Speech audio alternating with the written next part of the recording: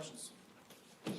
Patrick, when it comes to an opponent switching gears at quarterback, kind of at the time that they did, how much does that make you not necessarily throw out the game plan, but actually revisit it and change it up? Plenty of time to adjust, but we always take time to make sure that we think about both quarterbacks or three quarterbacks based on the roster, how it's situated. But just plenty of time. I think it came out Monday morning or something like that. So plenty of time to adjust if we had to make any adjustments. So you guys created a turnover that proved to be a big factor in the game on Sunday. Excuse me, but it was the first one that you've gotten. Is there room for this defense? Do you feel you're close to creating some? That's the plan. Yeah. Yeah. That's the plan. I guess you can't force it, but are there things that you guys feel you're doing that? The biggest thing for us on defense, people talk about turnovers. For us, the right mindset for it is takeaways. We want to take the ball away. We know how much they're going to cherish the ball. That's the most important thing that any offensive coach is going to talk to the offensive side of the ball. So in order for us to think that they're going to just turn it over, that wouldn't be responsible by those guys, and we don't. And they're professionals.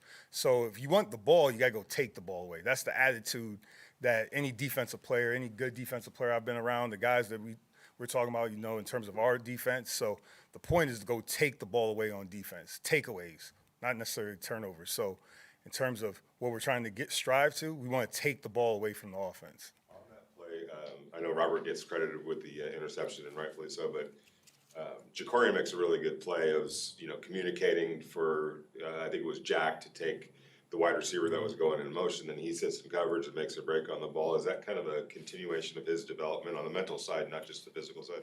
There's so much more interesting things to talk about with Carolina, right, guys? We're dealing with Andy Dalton, a three-time Pro Bowler who led his team to the playoffs for however many years. They have some young skill out there at the receiver position. The offensive line is big. The running backs run hard. Miles Sanders been really successful in this league. I apologize, but y'all catch me on Thursday. I mean, we're working on a bunch of stuff, whether it's communication, post-snap, pre-snap, leverage and man-to-man coverage, different tools we could use in man-to-man, whether it was man or whether it was a version of zone. But there's so many more interesting things to talk about right now on Thursday. I apologize, but right now to talk about with Carolina, that I'm looking forward to the challenge with these guys coming in, and they're gonna have a sense of urgency about them.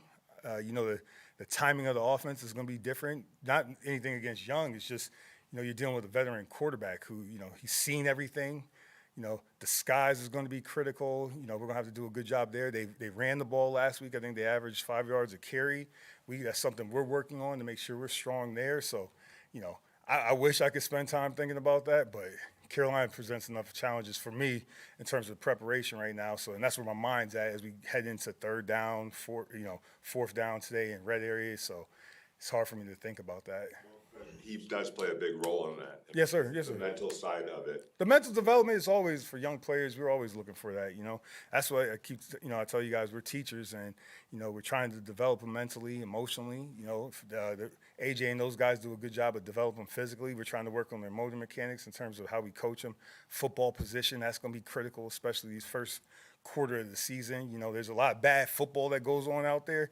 A lot of it's because of penalties or poor football position, poor eyes, poor base, and we're trying to improve all that right now as we start to really hone in on our fundamentals of live football, so we can take that throughout the season.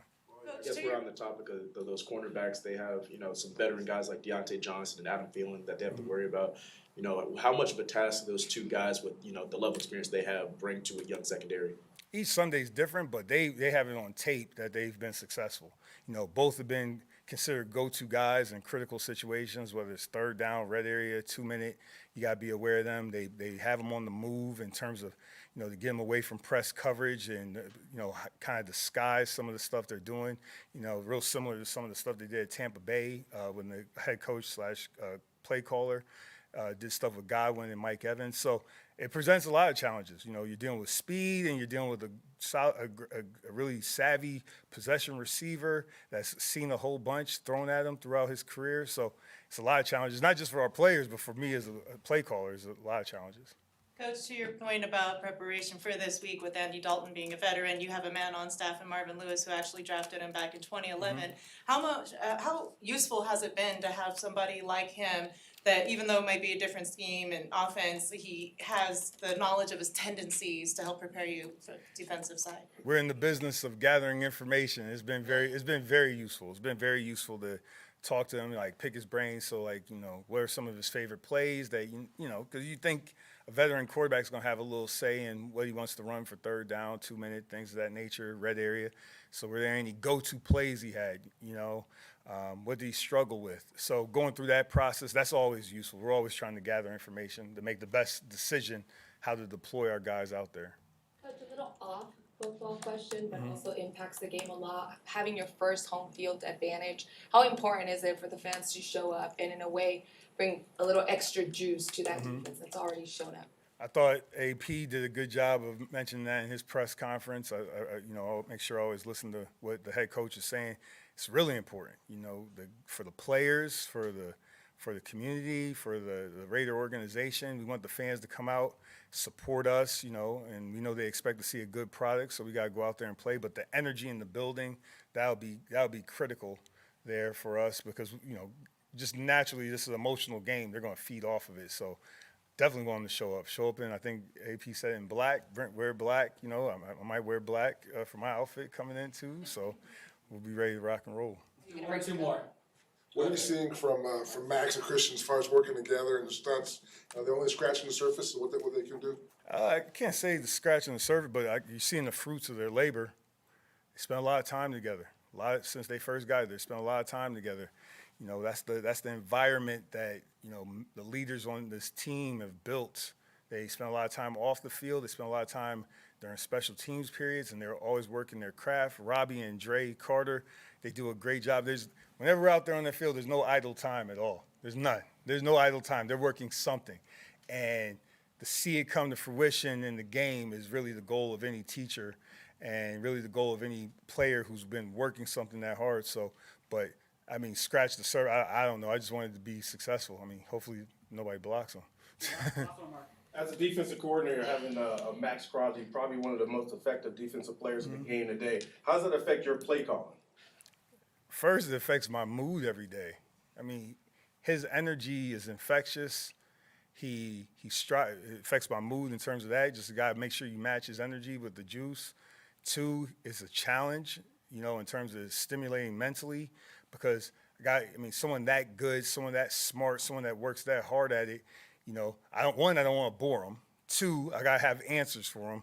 3, I got to find ways to keep it going because he is a game wrecker, figure out ways to single him up, to create those advantages for us. So, you know, emotionally, mentally, and then in terms of play calling, that's the last thing on my mind in terms of his influence there. But I get is more, I mean, it's just such a pleasure to be around him in terms of whether it's professional growth, my emotional growth, leadership, in terms of learning how to, you know, deal with the play, how to work with a player of that caliber. You know, I couldn't be more thankful of the fact that in the last 3 years he's been in my life and how he's affected me. You know, he's right there on my Mount Rushmore of players that I've learned from in this league that have made me a better player, better man, better coach, and a better man. So I'm real appreciative of that. But the play calling part would be the last thing. All right. Thank you. Yep.